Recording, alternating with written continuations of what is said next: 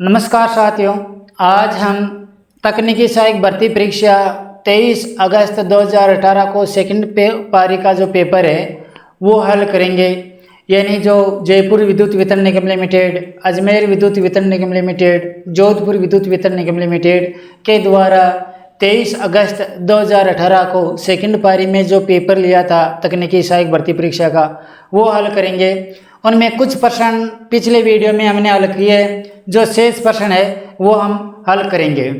तो आज का अपना प्रश्न है, 4 हेनरी इंडक्टेंस के कॉइल में वोल्ट का ईएमएफ लगाया जाता है तो करंट में बदलाव की दर क्या होगी। यानी इसके अंदर एल दे रखा है 4 हेनरी, यानी प्रश्न में क्या दे रखा है, एल बराबर है 4 हेनरी और ई का मान दे रखा है 16 वोल्ट। यानी विद्युत ईएमएफ क्या लगा रहे हैं, 16 वोल्ट। तो ई बराबर है 16 वोल्ट। तो प्रयुक्त करंट में बदलाव की दर यानी di/dt बराबर क्या होगा, ये पूछा है।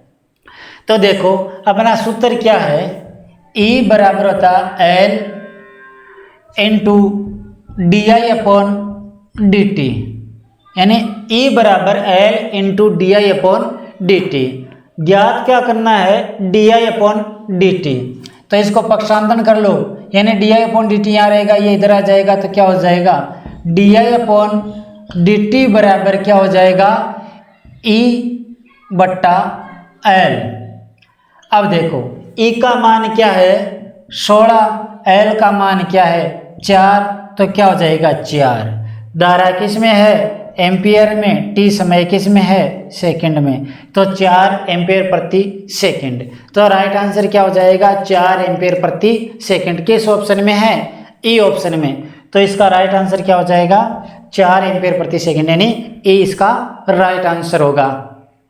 अगला क्वेश्चन है, अगर 2 कूलम और -5 कूलम, यानी कोई क्या कह रहा है, 2 पिंड है, मान लो ये पहला पिंड है +2 कूलम और दूसरे का आवेश है -5 कूलम। चार्ज वाले 2 चार्ज किए गए पिंडों को संपर्क में लाया जाता है तो कुल चार्ज क्या होगा। यानी 2 पिंड है तो इसको क्या कहेंगे, आवेश एक योज्य राशि है, यानी आवेश है वो एक योज्य राशि है। यदि इसका क्या कह रहे हैं कि एक का आवेश है 2 कूलम और दूसरे का आवेश है -5 कूलम, तो परिणामी जो कुल आवेश क्या होगा इस पिंड का, यानी इसके अंदर अलग अलग बिंदुओं का चार्ज बता रखा है, तो इसका कुल आवेश क्या होगा। तो देखो क्या किस प्रकार निकालेंगे, आवेश एक योज्य राशि, यानी आवेश को हम जोड़ते हैं तो क्या हो जाएगा, ये -5 है, ये +2 तो कितना हो जाएगा, -3 कूलम। तो इस जो परिणामी जो आवेश होगा वो क्या होगा, -3 कूलम, यानी किस में है, डी ऑप्शन में। तो राइट आंसर क्या हो गया, डी। अगला क्वेश्चन है, पॉइंट चार्ज की वजह से किसी फील्ड के अंदर इलेक्ट्रिक फील्ड की तीव्रता का मान के निर्धारित किया जा सकता है। यानी क्या कह रहा है कि पॉइंट चार्ज की वजह से किसी फील्ड के अंदर इलेक्ट्रिक फील्ड की तीव्रता का मान किससे निर्धारित किया जाता है, यानी इलेक्ट्रिक विद्युत क्षेत्र की तीव्रता का मान इनमें से किसके द्वारा निर्धारित किया जाता है, तो कूलॉम के नियम से निर्धारित किया जाता है। तो राइट आंसर क्या हो जाएगा, कूलॉम का नियम, तो किस में है, सी ऑप्शन में। तो राइट आंसर हो गया सी। अगला क्वेश्चन है, इनमें से डाइलेक्ट्रिक का उदाहरण है, यानी इनमें पेरा विद्युतिक किसका उदाहरण है, यानी पेरा विद्युतिक किस में लागू होता है, तो जो अचालक होते हैं उनका गुण होता है डाइलेक्ट्रिक, यानी पेरा विद्युतिक अचालकों का गुण होता है। तो क्या होता है, देखो कांच, माइका, एबोनाइट, पोर्सलिन, ये सभी अचालक है, इन्हीं का गुण द्रव्य है डाइलेक्ट्रिक। तो राइट आंसर क्या हो जाएगा, उपरोक्त सभी, यानी कांच, माइका, एबोनाइट और पोर्सलिन, यानी ई ऑप्शन इसका सही होगा। अगला क्वेश्चन है, वान डी ग्राफ जनरेटर के सिद्धांत पर काम करता है। वान डी ग्राफ जनरेटर क्या होता है कि यह एक स्थैतिक चुंबकीय, यानी स्थैतिक इलेक्ट्रोस्टैटिक प्रभाव पर काम करता है और यह क्षणिक उच्च वोल्टता उत्पन्न करता है। इसका प्रयोग यानी जो उच्च वोल्ट पर किसी धनावेशित कण को विक्षेपित या त्वरित करने के लिए हम काम में लेते हैं तो यह इलेक्ट्रोस्टैटिक प्रभाव पर तो काम करता है और क्षणिक उच्च वोल्टता बहुत ज़्यादा वोल्ट क्षण भर के लिए ये देता है। तो राइट आंसर क्या हो जाएगा, इसमें केवल सिद्धांत ही पूछा है तो इलेक्ट्रोस्टैटिक प्रभाव पर यह काम करता है। राइट आंसर क्या हो गया, ए। अगला क्वेश्चन है, एक कैपेसिटर में क्या होता है, एक कैपेसिटर उसमें क्या होता है। ऑप्शन देखो, कंडक्टर द्वारा अलग किए गए दो इंसुलेटर, यानी चालक द्वारा दो अचालक पृथक करते नहीं, यानी दो चालकों को अचालक द्वारा पृथक करते हैं। ये एकदम विपरीत बता दिया कि दो अचालकों को चालक से पृथक करते हैं।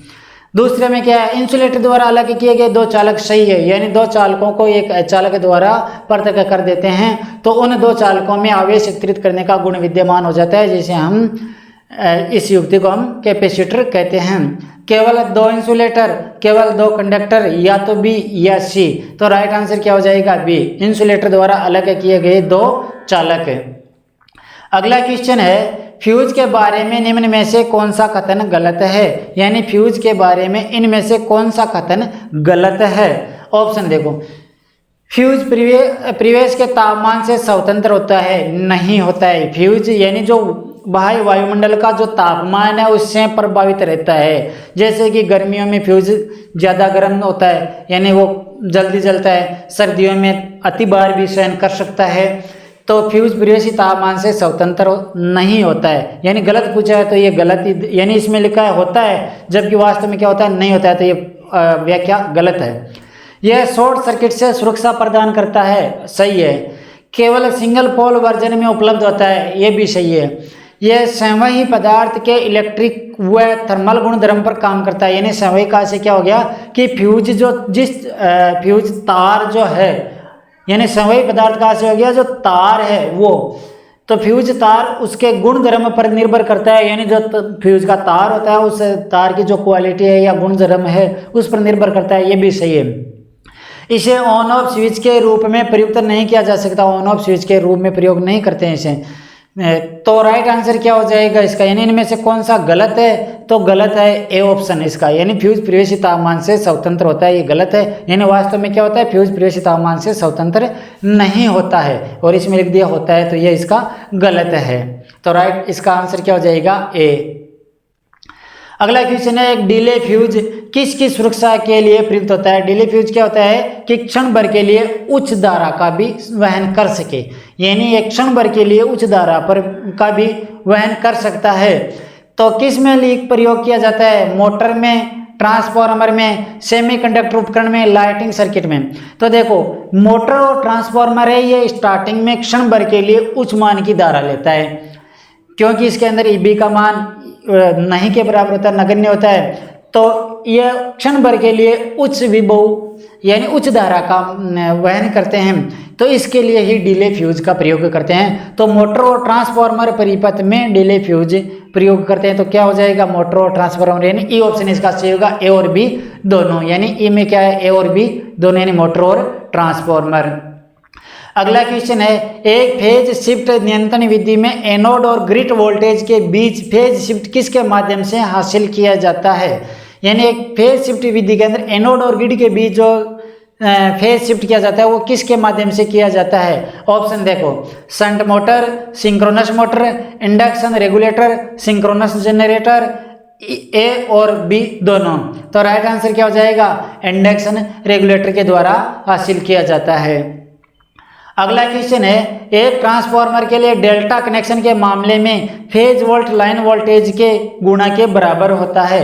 यानी एक कोई ट्रांसफार्मर है जो डेल्टा में संयोजित है, तो डेल्टा में संयोजित है यानी इसका जो आउटपुट है वो डेल्टा से है, तो फेज वोल्ट और लाइन वोल्टेज के गुणा में बराबर होता है। तो डेल्टा संयोजन के अंदर VL बराबर होता है VP और IL बराबर होता है √3 IP। अब इसमें वोल्टेज की तुलना पूछी है कि फेज वोल्ट और लाइन वोल्ट में क्या संबंध होता है, समानता का संबंध होता है या बराबर का संबंध होता है या इकाई, यानी फेज वोल्ट और लाइन वोल्ट का मान समान होता है, यानी इकाई होता है। यानी जो वोल्ट फेज वोल्ट का मान है, फेज वोल्ट का मान है वही लाइन वोल्ट का होगा। मान लो लाइन वोल्ट 100 वोल्ट है तो फेज वोल्ट भी 100 वोल्ट होगा। यदि लाइन वोल्ट में फेज वोल्ट का भाग लगाएंगे तो 1 आएगा, तो इनका जो गुणांक होगा वो 1 होगा। तो इसमें गुणा के बारे में पूछा, यानी लाइन वोल्टेज के गुणा के बराबर होता है, यानी फेज वोल्ट को 1 से गुणा करेंगे तो वो लाइन वोल्ट के बराबर आ जाएगा। यानी 100 है तो 100 हो जाएगा, 200 है तो 200 हो जाएगा, यानी 1 का 1 से गुणा करेंगे। तो राइट आंसर क्या हो जाएगा? 1। किस में है? ए ऑप्शन में ही है 1। अगला क्वेश्चन है, निम्न में से किस ट्रांसफार्मर में टेप चेंजर होता है? यानी जो टेप चेंजर क्या होता है कि वोल्टेज को अप करने के लिए, कई बार क्या होता है कि सेकेंडरी में वोल्टेज बढ़ाने होते हैं तो टेप चेंजर का प्रयोग करते हैं, बढ़ाने होते हैं या घटाने होते हैं। तो प्राइमरी या उच्च वोल्टता साइड में होता है टेप चेंजर, तो उच्च वोल्टता साइड टेप चेंजर लगाया जाता है, यानी टेप को चेंज किया जाता है। और यह पावर ट्रांसफार्मर में होता है, यानी वितरण डिस्ट्रीब्यूशन ट्रांसफार्मर में नहीं होता है, सीटीपीटी इनमें भी नहीं होता है, केवल पावर ट्रांसफार्मर में ही होता है टेप चेंजर का ऑप्शन। और ये पूछ ले कि किस साइड होता है? उच्च वोल्टता साइड होता है टेप चेंजर। तो ऑप्शन देखो, इसमें करंट ट्रांसफार्मर इसमें नहीं होता है, पोटेंशियल ट्रांसफार्मर इसमें नहीं होता है, पावर ट्रांसफार्मर इसमें होता है, डिस्ट्रीब्यूशन ट्रांसफार्मर यानी वितरण ट्रांसफार्मर इसमें भी नहीं होता है। तो राइट आंसर क्या हो गया? Power transformer. अगला क्वेश्चन है, एक वितरण प्रणाली में प्राथमिक लपेटन 240 टन है, यानी एक वितरण परिणामीतर में प्राथमिक लपेटन 240 टन है। प्राथमिक लपेटन क्या दे रखा है? प्राथमिक लपेटन यानी एनपी का मान क्या है? यानी एक ट्रांसफार्मर है जिसमें एनपी का मान है 2540, यानी 2540 टन या लपेटन। प्राथमिक लपेटन का मान क्या है? 2540 लपेटन। द्वितीयक लपेटन 40 है। एनएस बराबर क्या है? सेकेंडरी लपेटन बराबर है 40 लपेटन या ट्रंस। अब क्या दे रखा है? प्राथमिक वोल्टता 7620 वोल्ट है, यानी प्राथमिक वोल्टता वीपी हम कह सकते हैं, वीपी बराबर है 7620 वोल्ट। तो वीएस बराबर, वीएस ज्ञात करना है। तो देखो अब सूत्र क्या है अपना, ट्रांसफार्मर के अंदर एनएस बट्टा एनपी बराबर होता है वीएस बट्टा वीपी। एनएस बट्टा एनपी बराबर होता है वीएस बट्टा वीपी। यहाँ क्या दे रखा है? ज्ञात का क्या करना है? वीएस ज्ञात करना है। तो वीएस बराबर क्या हो जाएगा? वीएस बराबर हो जाएगा एनएस इनटू, यानी वीएस ज्ञात करना है तो एनएस इनटू वीपी बट्टा एनपी, यही होगा। वीएस बराबर ये हो जाएगा एनएस और ये आ जाएगा गुणा में, तो एनएस इंटू वीपी बट्टा एनपी। तो वीएस बराबर क्या हो जाएगा?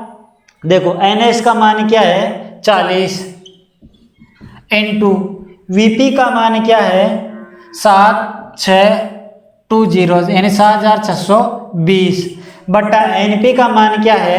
2540। 0 से 0 इसका भाग इसमें लगाएंगे तो कितना आ रहा है? 3, कितना हो गया? 4 3 12, 120 वोल्ट। तो राइट आंसर क्या हो जाएगा? 120 वोल्ट। किस ऑप्शन में है? ए ऑप्शन में है, तो राइट आंसर हो गया ए, 120 वोल्ट। अगला क्वेश्चन है, बाहर स्थितियों के अंतर्गत दो समरूप परिणामीतर की दक्षता को किसके द्वारा निर्धारित किया जाता है? यानी प्रश्न में क्या दे रखा है? बाहर स्थिति के अंतर्गत दो समरूप ट्रांसफार्मर की दक्षता जांच कर रहे हैं, यानी बाहर पर प्रचलित कर रहे हैं, दो ट्रांसफार्मर है। तो कौन सा हो गया? बैक टू बैक परीक्षण। बैक टू बैक परीक्षण में क्या होता है कि दो समान मान के ट्रांसफार्मर होते हैं और इस प्रकार संयोजित किए जाते हैं कि ये एक दूसरे पर भारित हो और इसके द्वारा दक्षता ज्ञात की जाती है। तो ये हो गया बैक टू बैक परीक्षण, यानी इसके द्वारा लोहा हानि ताम्र हानि दोनों हानि एक साथ ज्ञात की जा सकती है। तो कौन सा हो गया? बैक टू बैक परीक्षण। तो राइट आंसर हो गया सी, बैक टू बैक परीक्षण। अगला क्वेश्चन है, एक परिणामीतर में ब्रीदर में प्रयुक्त रसायन का गुण होता है, यानी जो ब्रीदर यानी सवसक होता है उसके अंदर जो रसायन होता है, रसायन क्या होता है, सिलिका जेल होती है, यानी ब्रीदर के अंदर सिलिका जेल रखी जाती है और सिलिका जेल नमी को शोषित करती है, यानी जो ट्रांसफार्मर के अंदर हवा जाती है शोषक के तौर पर, तो उस हवा की नमी को हटाता है या शोषित करता है। तो ब्रीदर में प्रयुक्त रसायन, यानी जो हम रसायन डालते हैं, यानी सिलिका जेल का गुण क्या होना चाहिए? ऑप्शन देखो, ऊष्मा का अवशोषक, यानी ऊष्मा का अवशोषक नहीं, हवा का आयनीकरण नहीं, नमी को हटाना सही है, यानी नमी को हटाना या नमी को अवशोषित करना तो भी सही है। ऊष्मा को नष्ट करना, ऊष्मा को हटाना, तो क्या हो गया, नमी को हटाना। तो राइट आंसर क्या हो गया, नमी को हटाना, यानी जो वायुमंडल, जो वायु होती है उसकी नमी को हटाती है कौन, सिलिका जेल। तो राइट आंसर है सी, नमी को हटाना। अगला क्वेश्चन है, एक ट्रांसफार्मर में विद्युत शक्ति को एक सर्किट से दूसरे सर्किट में परिवर्तित किए बिना स्थानांतरित किया जाता है, यानी इनमें से क्या है जो ट्रांसफार्मर के प्राथमिक और सेकेंडरी दोनों में समान रहते हैं?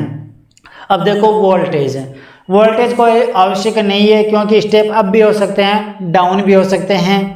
करंट भी कम अप या डाउन हो सकता है। आवर्ती स्थिर रहती है, यानी प्राथमिक में जो आवृत्ति है ट्रांसफार्मर के वही सेकेंडरी में रहती है, यानी आवृत्ति परिवर्तित नहीं होती है।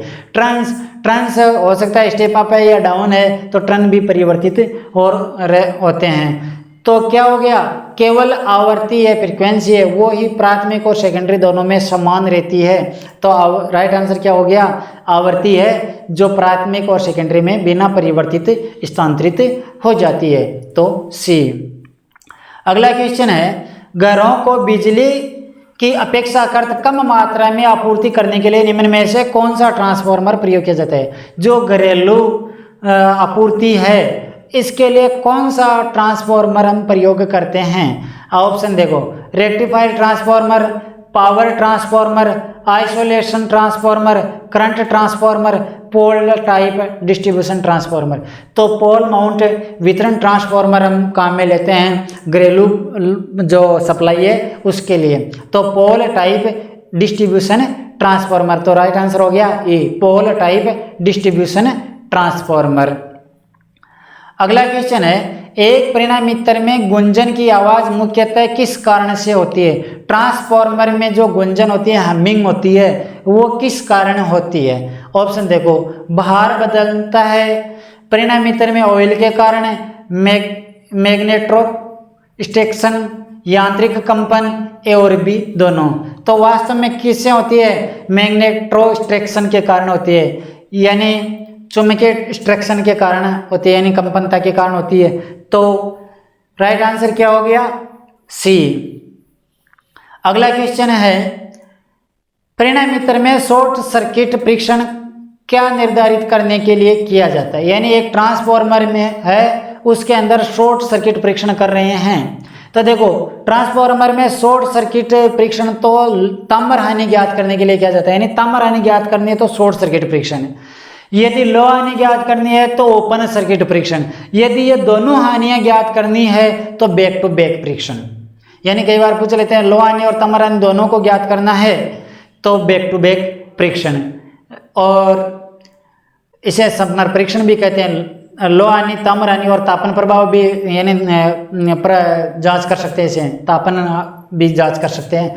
तो बैक टू बैक परीक्षण के द्वारा लो हानि, ताम्र हानि दोनों एक साथ ज्ञात की जा सकती है। ओपन सर्किट के द्वारा केवल लो हानि ज्ञात की जा सकती है, शॉर्ट सर्किट परीक्षण के द्वारा केवल ताम्र हानि ज्ञात की जा सकती है। तो इसमें शॉर्ट सर्किट हानि के बारे में पूछा है तो ताम्र हानि इसके द्वारा ज्ञात की जा सकती है। अगला क्वेश्चन है, निम्न में से कौन से ट्रांसफार्मर में टर्शियरी वाइंडिंग प्रयुक्त की जाती है? इनमें से किस प्रकार के ट्रांसफार्मर में टर्शियरी वाइंडिंग की जाती है?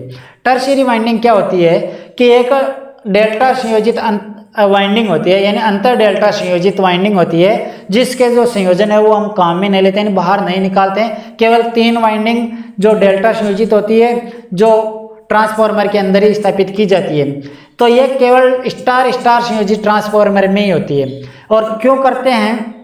यदि न्यूट्रल बिंदु बनाना असंभव हो जाता है या न्यूट्रल बिंदु खिसक रहा है तो इसको स्थिरता प्रदान करने के लिए टर्शियरी वाइंडिंग की जाती है, यानी अंतर डेल्टा संयोजित वाइंडिंग हम प्रयोग करते हैं। तो 3 प्राइमरी की यानी स्टार संयोजित होती है, 3 सेकेंडरी की स्टार संयोजित होती है और 3 अंतर संयोजित डेल्टा होती है। टोटल 9 कॉइल होती है टर्शियरी ट्रांसफार्मर के अंदर। तो किस में प्रयोग करते हैं? स्टार स्टार संयोजन वाले ट्रांसफार्मर, यानी प्राइमरी स्टार में है और सेकेंडरी भी स्टार में है, तो इसमें टर्शियरी वाइंडिंग भी प्रयुक्त कर सकते हैं। अगला क्वेश्चन है, स्कॉट कनेक्शन में न्यूट्रल पॉइंट टीजर ट्रांसफार्मर की प्राइमरी वाइंडिंग को किस अनुपात में विभाजित करता है? यानी स्कॉट कनेक्शन में न्यूट्रल पॉइंट टीजर ट्रांसफार्मर की प्राइमरी वाइंडिंग को, यानी टीजर ट्रांसफार्मर की प्राइमरी वाइंडिंग को किस अनुपात में विभाजित करता है? तो ये करता है 2:1 में। तो राइट आंसर क्या हो गया? यानी 2:1। किस में है? सी ऑप्शन में। तो राइट आंसर हो गया सी। तो ये था अपना जो पेपर तकनीकी सहायक भर्ती परीक्षा का। ठीक है दोस्तों।